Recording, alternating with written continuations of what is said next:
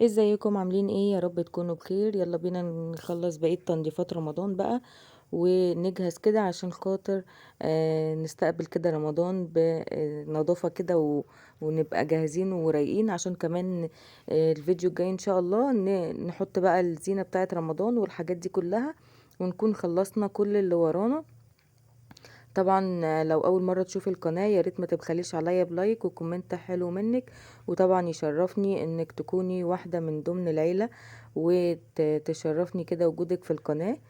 وطبعا المتابعين بتوعي القدام ربنا يخليكم ليا يا رب ويجعلكم على طول كده سند كده وموجودين في حياتي على طول. يلا بينا بقى. ابتديت ان انا شلت بقى الحاجات اللي في الريسبشن وشلت الحاجة بقى اللي هي هتتشال، وبعد كده بقى هشيل الطقم دوت اللي هو الفرش ده. الفرش ده يا بنات انا عملته لسه عاملاه جديد، يعني ما بقالهوش مثلا شهر ولا حاجة. وكنت منجدة كمان الخداديات بتاعة الركنة. طبعا اللي متابعني من زمان عارف ان هي باين ان هي اتنجدت. فانا فكرت بقى ان انا اشيل الفرش الجديد دوت اللي انا لسه عاملاه، اغسله واشيله بقى على العيد ان شاء الله. وكمان افرش بقى ايه يعني الكسوة القديمة اللي هي كانت موجودة الاول. لغاية كده بقى حبة حبة نعمل ايه، غيارين ولا حاجة، ولا غيار تالت يعني ايه معاهم. شلت بقى كل الكساوي كده عشان خاطر احطهم بقى في الغسالة ياخدوا لهم غسلة كده محترمة. وكمان النهاردة هندعك الركنة من غير ما نفك بقى الكساوي ولا اي حاجة، وهتنضف ويخليها زي الفل. هتشوفوا طبعا بعينيكم. لقيت بقى النهاردة الشمس طالعة كده وحلوة، رحت بقى حطيت ايه المساند بتاعة الكنب او الخداديات، حطيتها كده بقى ايه على سور البلكونة عشان تتشمس وتاخد بقى ايه هوا نضيف كده. لان طبعا كل حبايبي اللي مشرفيني من اسكندرية عارفين طبعا الجو في اسكندرية بقاله كذا يوم عامل ازاي. الجو تلج جدا جدا يا بنات والله. فالنهارده كده ايه لما لقيت الشمس طالعه الحمد لله، قلت بقى ايه استغل الموقف دوت واحط بقى القدريات على السور. وكمان اقوم اخلص بقيه اللي ورايا لان السقعه دي بتكسل، يعني بتقعد تخليكي كده مش قادره. يعني انتوا شفتوا في اول الفيديو انا بطبق الكوفرتات قد ايه اللي هي الدفايات، ببقى حطاهم كده على الكنب واحنا قاعدين بنتفرج على التلفزيون ولا حاجه، بيبقى كل واحد متغطي بحاجه يعني. فالحمد لله، الحمد لله على الصحة والحمد لله على الجو والحمد لله على كل حاجة في حياتنا. اللهم لك الحمد يا رب على كل شيء. شلت بقى كل الكساوي دي. طبعا البطانية اللي في الارض دي انا قلت لكم في الفيديو اللي فات ان انا كنت حطاها عشان انا غاسله السجاده بتاعه الصاله هنا بتاعه الاوضه دي. وجبت كمان كفر سجاد جديد هبقى افرشه معاكم ان شاء الله في الفيديو الجاي بعد ايه ما نخلص التنظيفات كلها، لان انا النهارده هدعك الركنه فعايزه الركنه تنشف براحتها. بصوا بقى الخلطه اللي انا هعملها لتنظيف الركنه. جبت طبق بلاستيك حطيت فيه كلوريكس الوان ومعطر، وهحط كمان شويه مسحوق صغيرين خالص، وهحط بقى ميه سخنه. بصوا شويه المسحوق صغيرين يعني رشه بسيطه، وهحط بقى ميه سخنه كده عشان خاطر تطلع معايا البقع وتنضف معايا اي بقع موجوده في الركنه. طبعا زي ما انتم شايفين الركنه بتاعتي غامقه مش بيبان فيها اي اتساخات ولا حاجه، بس برضو هوريكم وانا بنشفها بالفوطه هتشوفوا قد ايه طلعت اتساخات كده وكانت متوسخه ومش باينه. بصراحة أنا كنت كل مرة بجيب المساند اللي هي يعني الشلت بتاعة الركنة بفكها وأروح أغسلها، ولقيت نفسي إن أنا في كل مرة بفكها يا مرة سوستة تتقطع يا مرة مش عارفة ايه، كنت على طول أغسلها. فلما لقيت بقى ايه هعمل معاكم الخطوة دي النهاردة كده أول مرة أعملها، وهنشوفها هتنضف معانا الركنة ازاي اللي هي الشيلت، يعني من غير ما نفكها ولا اي حاجة بنفس الخلطة اللي معانا ديت. بس يعني ايه هندعكها كده بطريقة تانية شفتها كده على النت. انا عارفة طبعا ان هي موجودة من زمان بس يعني انا اول مرة بصراحة اجربها. هنا بقى دعكت اليد التانية بتاعت الركنة ودعكت الركنة التانية برضو. وهنا بقى بنشف بفوطة ناشفة. بصوا بقى هوريكم البقع طالعة منها ازاي. في الاول خالص ما كانش باين عليها ان هي متوسخه كده، بس طبعا لما اتدعكت وجيت انشفها باين بقى ايه الاتساخات اللي كانت موجوده والتراب والحاجات دي كلها. طبعا انا ما حبيتش ان انا اجرق الدنيا بقى واكب عليها ميه وبتاع، لان طبعا زي ما انتوا عارفين الجو ساقع وهتاخد وقت على ما تنشف. وكمان احنا قعدتنا طول النهار بتكون قاعدين هنا عند الشاشة يعني على الركنة، لان باقي الريسبشن يعني هو المفروض ان انا اجيب سفرة او اي حاجة، بس انا بصراحة يعني ادعولي كده ربنا يكرمني ان شاء الله واشتري سفرة كده، وعشان انا سايباها فاضية. بصوا بقى، دي الطريقة اللي انا شفتها على النت. بجيب غطا حلة وبقابل كده الفوطة بالمكونات اللي انا عملتها وادعك بيها الركنة كلها. طبعا انا وريتكم جزء، لكن انا دعكت الركنة كلها حتى من الجناب وكده عشان خاطر ما اطولش عليكم الفيديو. بروح بقى افك الفوطة وانقعها برضو في الخلطة اللي انا عملتها، وبحطها برضو على غطا الحلة وبعمل بيها كده. بصراحة بتطلع كل البقع الموجودة. بصوا هنا كانت في الركنة فيه بقعة، هوريكم بقى ازاي ان هي طلعت بالخلطة اللي احنا عاملينها ديت وبالطريقة دي من غير ما نفك الكيس ولا اي حاجة. يعني لو في اي حاجة تانية غير البقع اللي هي زي ما انتوا شايفين كده هتطلع على طول. يعني بصوا انا كمان قعدت يعني اتاكد بايديا كده ان مفيش حاجه، وبوريكم بصوا بقى ان هي ازاي. واعملوا بقى لايك زي ما وريتكم كده، واكمل بقى باقي الركنه بتاعتي كده هنضفها تنظيفه كده ايه محترمه، بدل بقى ايه ما نشيل ونحط ونغسل والحاجات دي. طبعا ان شاء الله على العيد ابقى افكهم واغسلهم، بس طبعا ايه الكساوي والحاجات دي هفكها وهغسلها على طول. هنا بقى طلعت فكيت كمان الستاير عشان برضو اغسلها وتبقى كل حاجة كده نضيفة معايا وكل حاجة تبقى زي الفل.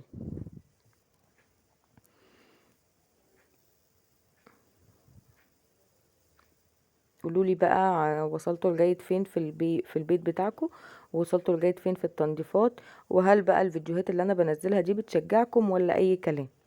وطبعا انا شايفة ان انتوا يعني ايه بصراحة مقصرين معايا اليومين دول في موضوع الكومنتات كده واللايكات، بس برضو انا مش بزعل منكم. بس يا ريت يعني ايه تشجعوني كده وتدوسوا لايك كده وتكتبوا لي كومنت حلو منكم، او دعوة، او تدعوا لي دعوة حلوة كده. ربنا يكرمنا جميعا يا رب، ولكم بالمثل ان شاء الله. دلوقتي بقى خلاص انا كده شلت بقى البطانية دي ونفضتها، وهبتدي بقى اشيل الركنة كده من مكانها عشان اكنس واسيق من حواليها زي ما انتوا شايفين كده.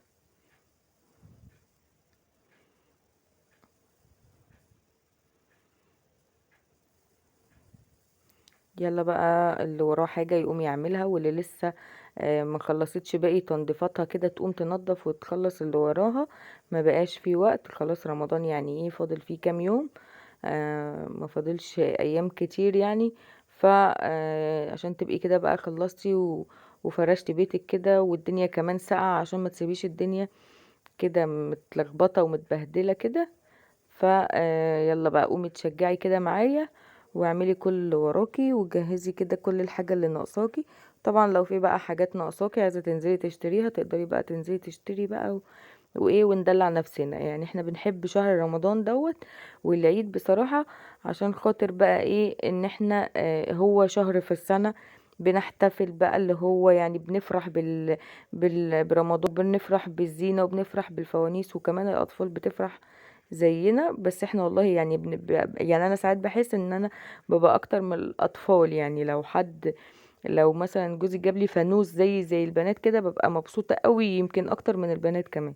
فالحمد لله شهر كريم، وربنا يا رب يملاه علينا خير وبركة، ونفضل كده ايه كويسين وحلوين كلنا يا رب ان شاء الله.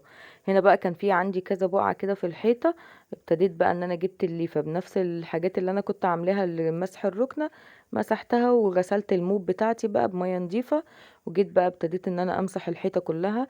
الحيطان كلها عملت فيها كده، بس هي الحيطة دي بس اللي انا كنت بصورها لكم عشان خاطر اللي كان فيها البقع واللي انا دعكتها، لكن الحيطان التانية الحمد لله ما كانش فيها بقع ولا اي حاجة. بس برضو مسحتها كده بالموب، ومسحتها كده بالموب وهو مغسول كده ونضيف عشان خاطر لو في اي تراب في الحيطان ولا حاجة يروح. هنا بقى كان عندي الازاز بتاع البلكونه محتاج ان هو يتلمع. بصراحه يا بنات انا ما لقيتش حل لتلميع الازاز الا ورق الجرايد. يعني انتوا عارفين ان ورق الجرايد ده بتاع زمان كنا بنستخدمه على طول. بصراحة يعني انا جربت فوط وجربت المساحة بتاعة الازاز وجربت كذا حاجة، مفيش حاجة بتلمع لي الازاز وتخليه كده مفهوش اي حاجة ولا مجير ولا حاجة الا ورق الجرايد بتاعنا ده. فكنت مخبية كده ورقة جرايد تحت المرتبة، شايلاها يعني عشان خاطر قلت ايه لما اجي امسح الازاز شايلة كذا واحدة عشان كل ما امسح الازاز كده اخد منها، لان انتوا عارفين احنا ما بقيناش زي زمان، ما بقيناش نجيب جرايد زي زمان، والنت بقى ايه خلانا نتابع الاخبار من على النت، وما بقاش فيه جرايد زي ما كنا بنشتري زمان واهالينا كانوا بيشتروا. زي ما انتوا شايفين، بصوا بقى هتلاقوا الازاز بقى يلمع كده، وكل ما الاقي حتة مثلا لسه مجيرة اعيد عليها بالورقة كده الاقيها بقت زي الفل وبقت زي القشطة كده. خلاص بقى خلصت الازاز، وهبتدي بقى دلوقتي المع الارض مكان بقى ايه الكنب عشان خاطر ارجعه مكانه تاني. اهو بالشكل اللي انتوا شايفينه ده كده. النهاردة ان شاء الله يكون الفيديو دوت اخر التنظيفات. الفيديو الجاي بقى ان شاء الله نفرش بقى الحاجات بتاعتنا، ونفرش بقى السجادة الجديدة، ونفرش بقى الفرش الجديد وكده. وبعد كده بقى ايه خلاص، ونحط بقى كمان الزينة بتاعت رمضان. يعني الفيديو الجاي ان شاء الله هوريكم بقى. طبعا انا كنت مصوره لكم اوضه الاطفال بعد ما فرشتها، واوضه النوم كمان انا خلصتها وفرشتها الحمد لله. فاضل بس هنا الفرش بتاع الكنب هفرشه ان شاء الله. الفيديو الجاي هفرشه، وهفرش بقى الستاير، وافرش كفر السجاد الجديد، وكمان ننظف كمان الريسبشن تحت اللي هو القطعة التانية بتاعة الريسبشن، ونحط برضو ايه السجادة، نغير السجادة اللي كانت موجودة. رجعت بقى كده الكنبتين، ودي الكنبة التانية. كذا حد يا بنات قال لي يعني ايه انقل قعدة الكنب في الصالة تانية. يعني هي الريسبشن عندي الصالة، وفي يعني زي درجتين كده وتطلعي على اللي هي الصالة دي او الأوضة دي. فانا صراحة حبيت القعدة هنا بسبب ان وبتبقى الدنيا متهوية كده وبتبقى حلوة، وفي نفس الوقت كمان لما يجي علينا الصيف مش هنبقى طبعا، هيبقى قعدتنا عند البلكونة هتبقى بالنسبة لنا احسن. فانتوا ايه رأيكم؟ قولولي بقى واكتبولي كده في الكومنتات رأيكم ايه. وبرضو ايه تشاركوا معايا الرأي. شديت بقى الترابيزة بتاعت الشاشة، وكمان مسحت كمان كده ايه من تحتها، او زي ما انتوا شايفين كده. وبعد كده بقى هرجع الترابيزة زي ما كانت تاني، وعقبال بقى ما الارض بتاعتي تنشف اكون انا بقى ايه ابتديت بقى ان انا انضف الترابيزة بتاعت التلفزيون ديت اللي هي تحت الشاشة على طول، واشيل برضو المفرش دوت عشان يتغسل مع فرش الكنب، يبقوا كلهم يعني ايه غسلة واحدة.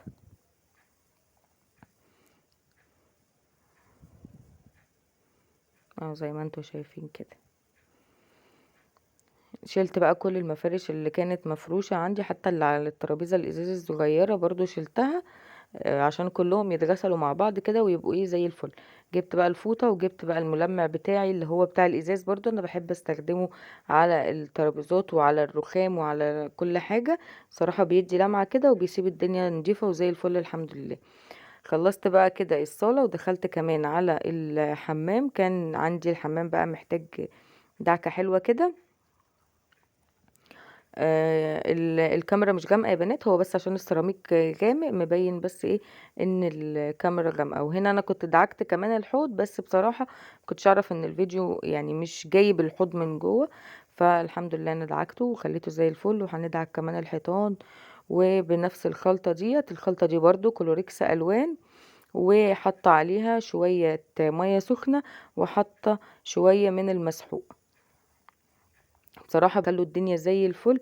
وكمان الكلوريكس الالوان بيسيب ريحة كده مكان لما بتدعكي اي حاجة. فبصراحة حلو جدا. هو مش الكلوريكس، انا مش جايبة كلوريكس، انا جايبة اللي هو كلوريد زي ما انتوا شفتوا كده الازازة في اول الفيديو، عشان طبعا احنا عارفين ان الكلوريكس ايه مقاطعة. برضو صححولي المعلومة دي اذا كان فعلا الكلوريكس مقاطعة ولا لا، عشان انا بصراحة مش عارفة، بس انا اللي اعرفه انه الكلوريكس مقاطعة. هنا بقى المراية اللي فوق الحوض كمان دعكتها دعكة حلوة كده، وهمسك بقى الخرطوم بتاع المية وهغسلها لدرجة ان المية هتطرطش على التليفون، وهتلاقوا بصوا اهي الدنيا غيمت كده. وهنا بقى البنات كانوا بيكلموني، رحت بقى ايه اشوفهم عايزين ايه، وبعدين رجعت تاني. فتحت بقى الشباك بتاع الحمام، وابتديت ان انا ادعكه زي ما انتوا شايفين كده، ولقيته بقى قصير طويل يعني، انا اللي قصيرة. فاضطريت بقى ان انا طلعت على الكرسي كده عشان خاطر ايه ادعك الشباك دعكة حلوة كده من جوه ومن بره، واخليه زي الفل. لان هو زي ما انتوا شفتوا انا عندي الشباك المنور مفتوح، فالتراب بيبقى سهل ان هو يدخل، والشباك ان هو يتوسخ بسرعة. والسلك دوت الحمد لله يعني ايه لقيته نضيف كده وما فيهوش اي حاجة، ومش مقطوع ولا حاجة. الشباك زي ما انتوا شايفين خليناه زي الفل اهو من جوه ومن بره، خليناه بيبرق كده، وخليناه ايه قشطة قشطة. يلا لو لسه مكملة معايا الفيديو حطي لايك واكتبي لي كومنت حلو منك كده، عرفيني انك لسه مكملة معايا الفيديو. هنا بقى كمان دعكت الخلاط بتاع الدش، وكمان شطفته. بصوا بقى اللمعة اللي بقول لكم عليها، الكلوريكس الالوان بيسيب لمعة كده حلوة جدا. وبنفس الخلطة برضو كنت حاطة منها في كروانة فيها مية سخنة، وجبت بقى المكنسة بتاعتي كده، وابتديت ان انا ادعك الحيطان زي ما انتوا شايفين، عشان خاطر الحتت العالية اللي انا مش قادر اطولها برضو ايه المكنسة تطولها وتخلي الدنيا زي الفل. ودعكنا بقى الارض كمان، وخلينا الدنيا في الحمام زي الفل كده، والريحة حلوة جدا. بعد بقى ما تخلصي رشي شوية من المعطر كده في الارض، وامسحي بالمسحة، هتلاقي بقى الحمام بتاعك بقى زي الفل، واي حتة في الشقة بقت نضيفة كده وزي الفل. مرضتش اطول معاكم الفيديو اكتر من كده النهاردة، لان الفيديو اللي فات كان طويل جدا، وعارفة ان انتوا ممكن تزهقوا. فعشان كده خليت الفيديو بتاع النهاردة صغير شوية، يعني هو مش صغير بس صغير شوية. وهنا بقى نكون خلاص خلصنا روتين النهاردة. اشوفكم ان شاء الله في فيديو جديد. مع السلامة.